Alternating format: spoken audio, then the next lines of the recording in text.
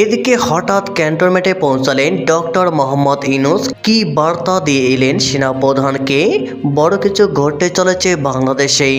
দর্শক, আমাদের হাতে এসেছে কিছু ভয়ঙ্কর চাঞ্চল্যকর তথ্য, যা জানলে আপনাদের চোখ কপালে উঠে যাবে। দিল্লিতে থাকা বাংলাদেশের সাবেক প্রধানমন্ত্রী শেখ হাসিনা কি দেশে ফিরছেন? এর কোনো সঠিক জবাব না পাওয়া গেলেও ধরে নেওয়া যায় যে পরিস্থিতি এখন বাংলাদেশের রাজনৈতিক অঙ্গনে চলছে, তাতে এমন প্রশ্ন আলোচনাতেই আসবে না। যদি তাই হয়, তাহলে ভারতের নামকরা WION এর সহযোগী প্রকাশনা জি24 ঘন্টা কেন শেখ হাসিনাকে প্রশ্ন করেছে দেশে ফিরে তিনি সবচেয়ে আগে কোন কাজগুলো করতে চান, যেখানে তার দল আওয়ামী লীগের কার্যক্রম নিষিদ্ধ, আদালত তার বিরুদ্ধে মৃত্যুদণ্ড দিয়েছে, আবার বাংলাদেশের নির্বাচনে আছে মাত্র 2 সপ্তাহ। এমন পরিস্থিতিতে শেখ হাসিনা কবে ফেরার পরিকল্পনা করছেন? এমন প্রশ্ন না করে ফেরার পর কি করবেন, এমন প্রশ্নকে কিছু ভিন্ন ইঙ্গিত দেয়। এদিকে শেখ হাসিনাকে প্রধানমন্ত্রী হিসাবে ফেরাতে চান নরেন্দ্র মোদী। গোপনে প্রস্তুতি নিচ্ছে ভারত, সহযোগিতা করবে রাশিয়ার প্রেসিডেন্ট ভ্লাদিমির পুতিন। আওয়ামী লীগের সাথে নির্বাচনে প্রতিদ্বন্দ্বিতা করে যদি বিজয়ী হতে পারে, তবেই সরকার গঠন করতে পারবে, শাসন করতে পারবে বাংলাদেশ। এর বাইরে অন্য কোনো সুযোগ নাই, কোনো ওয়ে নাই। মনে রাখবেন, ডেভিল ইউনূস যে মেটিকুলাস ডিজাইনের মাধ্যমে আওয়ামী লীগ সরকারকে হটিয়ে নিজে ক্ষমতা দখল করে এবং সেই ক্ষমতা দীর্ঘায়িত করার লক্ষ্যে সে মাঠে নেমেছে, তার এই ডিজাইনকে নস্যাৎ করে দিতে আওয়ামী লীগ যে আরো বড় মেটিকুলাস ডিজাইন নিয়েছে হাতে এবং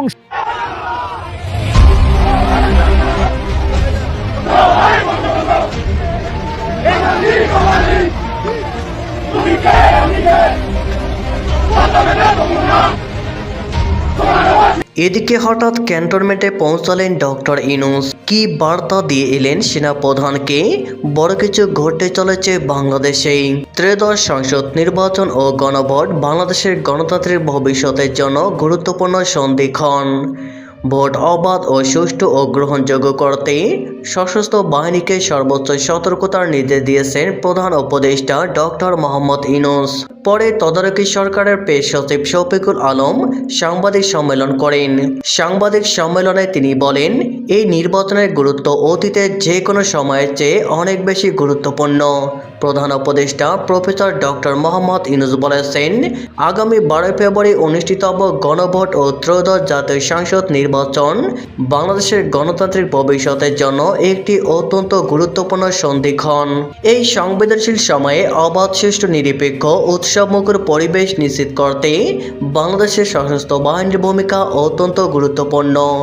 সোমবার ক্যান্টনমেন্ট গিয়েছিলেন তদারকি সরকার প্রধান ডক্টর মোহাম্মদ ইউনূস। সেনা সদরে সশস্ত্র বাহিনীর কর্মকর্তাদের সঙ্গে তিনি মত বিনিময় করেন। তিনি বলেন, জনগণের আস্থার প্রতীক হিসাবে সশস্ত্র বাহিনীর ভূমিকা অত্যন্ত গুরুত্বপূর্ণ। জনগণের আস্থার প্রতীক হিসাবে বাহিনীকে অতীতের মতো এবারেও পেশাদারিত্ব, নিরপেক্ষতা ও দায়িত্বশীলতার সঙ্গে তাদের ওপর অর্পিত দায়িত্ব পালন করবে। সরকার এই ব্যাপারে আশাবাদী। প্রেস সচিব শফিকুল আলম আরও বলেন, তদারকি সরকার প্রধান ক্যান্টনমেন্টের বৈঠকে বাহিনীকে জানিয়েছেন, গণভোট ও জাতীয় সংসদ নির্বাচন বাংলাদেশের ভবিষ্যৎ গণতান্ত্রিক উত্তরণের জন্য অত্যন্ত তাৎপর্যপূর্ণ। মানুষ দীর্ঘদিন ধরে ভোটাধিকার থেকে বঞ্চিত একটি জাতি। জুলাই অভ্যুত্থানের মাধ্যমে যে আকাঙ্ক্ষা প্রকাশ করেছে, এবারের নির্বাচনে ভোটদান হবে তার চূড়ান্ত বহিঃপ্রকাশ।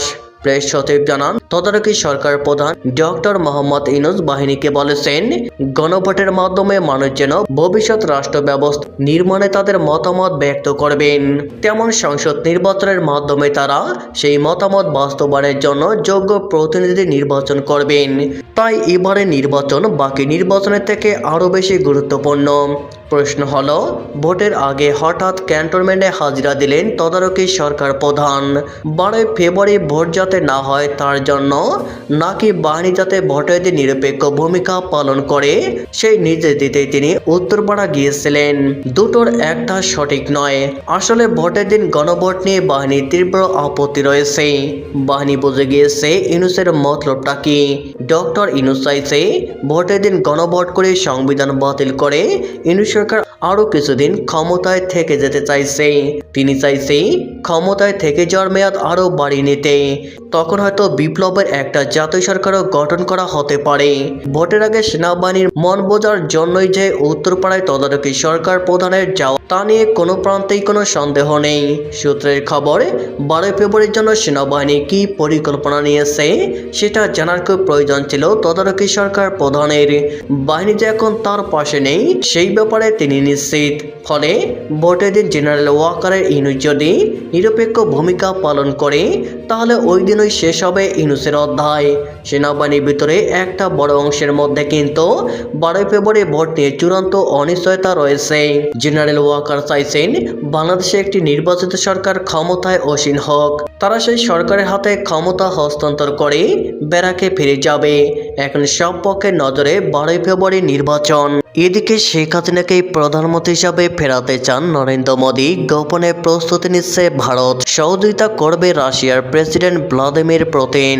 বাংলাদেশ এখন জ্বলন্ত অগ্নিপিণ্ডে পরিণত হয়েছে। চারদিকে হিংসার আগুন, অশান্তির আগুন। সেই আগুন থেকে রাজা ইউনূস এবং তার ধামাধারীরা নিজেদের বাঁচাতে চাইছেন, কিন্তু বাঁচার সব পথ বন্ধ হয়ে গিয়েছে। অন্ধকূপে তাদের নিশ্চিত মৃত্যু। অপেক্ষা শুধু সময়ের। দেশবাসীকে বাঁচাতে পারেন একমাত্র শেখ হাসিনা। এই ভাবনা ভারতের তো বটেই, এমনকি আন্তর্জাতিক মহলও মনে করছে অশান্ত বাংলাদেশকে শান্ত করার একমাত্র উপায় বঙ্গবন্ধু কন্যার স্বদেশে প্রত্যাবর্তন। গণ অভ্যুত্থানের পরে আপামর বাংলাদেশবাসীর মনে হয়েছিল ক্ষমতায় যিনি আসীন হতে চলেছেন তিনি দেশকে উন্নতির শিখরে নিয়ে যাবেন। হাসিনার আমলে সব কিছুই ঠিকঠাক ছিল এমনটা নয়। দিন কয়েক একটি গণমাধ্যমকে দেওয়া সাক্ষাৎকারে হাসিনা পুত্র জয় সেটা স্বীকার করে নিয়েছেন, কিন্তু দেশ জুড়ে যে নৈরাজ্যের বাতাবরণ তৈরি হয়েছে সেটা হাসিনার আমলে ছিল না। তারেক রহমান দেশে ফেরার পর জাতির উদ্দেশ্যে ভাষণ দিয়েছিলেন। সেই ভাষণে তাকে একটা কথা বলতে শোনা যায়, আই হ্যাভ এ প্ল্যান। যদিও কি সেই পরিকল্পনা সেটা কিন্তু তারেক রহমান গোপন রেখেছেন। তবে এটা ধরে নেওয়া যেতে পারে দেশ জুড়ে যে দুঃশাসন চলেছে তিনি তার অবসান চাইছেন। দেশবাসীও সেটাই চাইছে। তবে একটা প্রশ্ন এখানে থেকেই যাচ্ছে, তারেক দল ক্ষমতায় পেলে দিল্লির সঙ্গে ঢাকার সম্পর্ক কেমন হবে? আওয়ামী লীগের আমলের সম্পর্ক যেমন ছিল তেমন থাকবে, নাকি সম্পর্ক হবে উষ্ণ শীতল? তবে আওয়ামী লীগ ক্ষমতায় ফিরলে দিল্লি ঢাকার সম্পর্ক যে হার্দিক হবে তা নিয়ে কোনো সন্দেহ নেই। বঙ্গবন্ধু কন্যা কিছুদিন আগে একটি অডিও বার্তা দেন। সেই বার্তায় ঢাকা রীতিমতো চটেছে। বঙ্গবন্ধু কন্যা বলেন, দলীয় কর্মীদের জন্য তার বার্তা, যেখানে ব্যালটে নৌকা নেই সেখানে কেউ ভোট দেবে না, কেউ ভোট দিতে যাবেন না। আমি আমার আওয়ামী লীগের সকল নেতা কর্মীদের বলবো যে যেখানে আওয়ামী লীগ ইলেকশন করতে পারছে না, ইলেকশন করতে দিচ্ছে না, আমি ইলেকশন করতে চাই। ঠিক আছে, আমরা চাই আওয়ামী লীগ ইলেকশন করবে, অবাধ নিরপেক্ষ নির্বাচন হবে, জনগণ তার মতামত দেবে, জনগণ যে ম্যান্ডেট দেবে আমরা সেটা মাথা পেতে নেব। আওয়ামী লীগ ভালো কি মন্দ সেটা ইউনূসের মতো একটা দুষ্কৃতকারীর মুখে শুনতে চাই না। জনগণ বলুক, জনগণ দেখাক। কাজেই আমি এটাই চ্যালেঞ্জ দেব যে ভোটের মধ্য দিয়ে মানুষ সিদ্ধান্ত নিক জনগণ তারা কাকে চায়। ভোটমুখী বাংলাদেশ মানুষ এখন কিন্তু তুলনা করতে শুরু করে দিয়েছে, কোন আমলে তারা সবচেয়ে ভালো ছিল, আওয়ামী নাকি বিএনপি? প্রধানমন্ত্রী হিসাবে কে সবচেয়ে বেশি সফল, হাসিনা নাকি জিয়া? তবে বেগম অধ্যায় এখন অতীত, দলের হাল এখন তারেকের হাতে। আসন্ন ভোটে বিএনপি ম্যাজিক ফিগার স্পষ্ট করতে পারলে তারেক যে প্রধানমন্ত্রী হবেন তা নিয়ে কোনো সন্দেহ নেই। প্রশ্ন এখানে অন্য, তারেকের রাজনৈতিক অভিজ্ঞতা শূন্য। তার হাতে দেশ শাসনের দায়িত্ব গেলে তিনি আদৌ সুষ্ঠুভাবে তা পালন করতে পারবেন কিনা তা নিয়ে রীতিমতো সন্দেহ হয়েছে। আর বর্তমান বাংলাদেশকে তার আগের অবস্থায় ফিরিয়ে নিয়ে যাওয়া বেশ কঠিন কাজ। রাজনীতিতে যিনি অভিজ্ঞ একমাত্র তার পক্ষেই এটা সম্ভব। তাই দিল্লি চাইবে হাসিনাকে প্রধানমন্ত্রী পদে দেখতে, তাকে ফিরিয়ে দিতে আপ্রাণ চেষ্টা চালাবে। অপেক্ষা এখন শুধু সময়ের। দিল্লিতে থাকা বাংলাদেশের সাবেক প্রধানমন্ত্রী শেখ হাসিনা কি দেশে ফিরছেন? এর কোনো সঠিক জবাব না পাওয়া গেলেও ধরে নেওয়া যায় যে পরিস্থিতি এখন বাংলাদেশের রাজনৈতিক অঙ্গনে চলছে তাতে এমন প্রশ্ন আলোচনাতেই আসবে না। যদি তাই হয় তাহলে ভারতের নামকরা WION সহযোগী প্রকাশনা জি24 ঘন্টা কেন শেখ হাসিনাকে প্রশ্ন করেছে দেশে ফিরে তিনি সবচেয়ে আগে কোন কাজগুলো করতে চান, যেখানে তার দল আওয়ামী লীগের কার্যক্রম নিষিদ্ধ, আদালত তার বিরুদ্ধে মৃত্যুদণ্ড দিয়েছে, আবার বাংলাদেশের নির্বাচনে আছে মাত্র 2 সপ্তাহ। এমন পরিস্থিতিতে শেখ হাসিনা কবে ফেরার পরিকল্পনা করছেন? এমন প্রশ্ন না করে ফেরার পর কি করবেন? এমন প্রশ্নকে কিছু ভিন্ন ইঙ্গিত দেয়। আবার বাংলাদেশের নিয়ন্ত্রিত নির্বাচনকে কেন্দ্র করে প্রধান দুই জোটের মধ্যে উত্তেজনা যখন তুঙ্গে, বিএনপির শীর্ষ নেতা থেকে শুরু করে হেভিওয়েট প্রার্থীরা প্রতিপক্ষের বাক্যবাণে নাস্তানুবোধ, ঠিক তখন নতুন এই সাক্ষাৎকারে বিএনপির প্রতি নমনীয় অবস্থানের বার্তা কেন দিলেন সাবেক প্রধানমন্ত্রী শেখ হাসিনা? আবারও জানালেন সব দলের অংশগ্রহণে নির্বাচনের আহ্বান, ইঙ্গিত দিয়েছেন কিভাবে দল পুনর্গঠন করতে চান, দল থেকে ঝেড়ে ফেলতে চান বিতর্কিতদের। প্রশ্ন হলো, ডক্টর ইউনূসের সরকার যখন নিয়ন্ত্রিত এক নির্বাচন আয়োজনের দ্বার প্রান্তে, ঠিক তখন শেখ হাসিনার এই সাক্ষাৎকার কিসের বার্তা দিচ্ছে? মাঠের রাজনীতির নানামুখী জটিলতায় বিএনপি যখন হাবুডুবু খাচ্ছে, জামাতের প্রতি যুক্তরাষ্ট্র দূতাবাসের সরাসরি সমর্থন যখন ফাঁস হয়েছে, তখন এমন বার্তা কি বদলে দিতে পারে মেরুকরণ? সূত্রগুলো বলছে, গত কয়েক সপ্তাহে পর্দার আড়ালে ঘটে যাওয়া বেশ কিছু ঘটনার আঁচ পাওয়া যায় শেখ হাসিনার এই সাক্ষাৎকারে। আওয়ামী লীগের সাথে নির্বাচনে প্রতিদ্বন্দ্বিতা করে যদি বিজয়ী হতে পারে তবেই সরকার গঠন করতে পারবে, শাসন করতে পারবে বাংলাদেশ। এর বাইরে অন্য কোনো সুযোগ নাই, কোনো ওয়ে নাই। মনে রাখবেন, ডেভিল ইনুস যে মেটিকুলাস ডিজাইনের মাধ্যমে আওয়ামী লীগ সরকারকে হটিয়ে নিজে ক্ষমতা দখল করে এবং সেই ক্ষমতা দীর্ঘায়িত করার লক্ষ্যে সে মাঠে নেমেছে, তার এই ডিজাইনকে নস্যাৎ করে দিতে আওয়ামী লীগ যে আরো বড় মেটিকুলাস ডিজাইন নিয়েছে হাতে, এবং সেই প্রকল্প, সেই প্রজেক্ট, যে ওষুধ, যে কাজ শুরু করে দিয়েছে, তার দৃষ্টান্ত এবং তার প্রমাণ হচ্ছে এই যে ছবিটি আপনারা দেখতে পাচ্ছেন। বাংলাদেশের ইতিহাসে কখনোই নির্বাচনের ঠিক আগ মুহূর্তে কোনো সরকার প্রধান ক্যান্টনমেন্টে যায় নাই। ডেভিল ইনুস শুধু ক্যান্টনমেন্টেই যান নাই, দেখেন তিনি হাঁটতেছিলেন সেনা প্রধানের হাতটা ধইরা, মনে হচ্ছে দুই বন্ধু হাঁটতে যাইতেছে, এটা মনে হচ্ছে।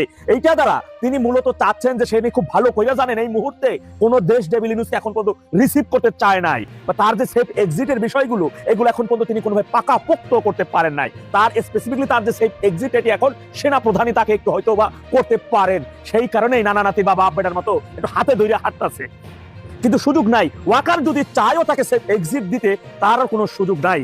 এটা রাষ্ট্রদ্রোহ, এটা রাষ্ট্রদ্রোহের একটি বিষয়। সুতরাং এখানে কেউ একজন হুট করে চাইলেই সেটা বাস্তবায়ন করা কোনোভাবেই সম্ভব নয়। মনে রাখবেন, আওয়ামী লীগের তৈরি হাইপারসোনিক মেডিসিনের তাপে এবং উত্তাপের মধ্যে প্রতিটা জুলাই জঙ্গি একেবারে স্বাধীনতা বিরোধী সর্বশেষ শাবক। এই মাটিতেই একেবারে 10,000 গজ মাটির নিচেও থাকবে, সেক্ষেত্রে টাইনে ভেতরে তার অক্সিজেন বন্ধ হয়ে যাবে। বন্ধ করতে আওয়ামী লীগ সেটা সক্ষম।